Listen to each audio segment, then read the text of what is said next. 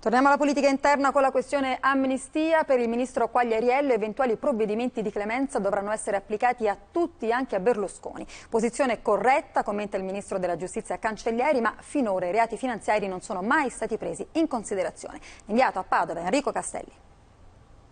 Se le forze politiche e il Parlamento decideranno la necessità di un provvedimento di amnistia perché è richiesto dall'Europa, è evidente che questo provvedimento deve valere per tutti. Non è pensabile che una legge possa contare per tutti tranne che per un cittadino.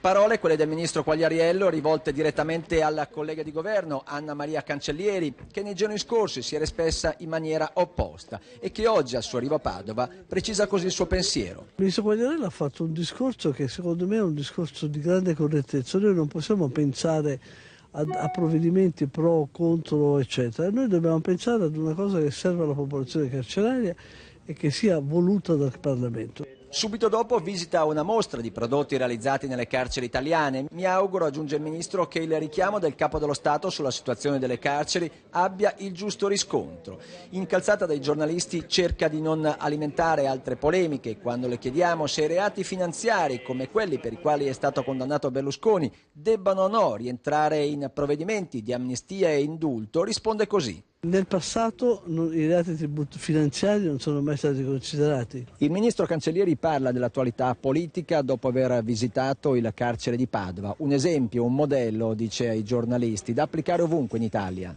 Qui, ha aggiunto il Guardasigilli, si sperimentano strade nuove nel rapporto tra carcere e mondo del lavoro che mi hanno molto colpito.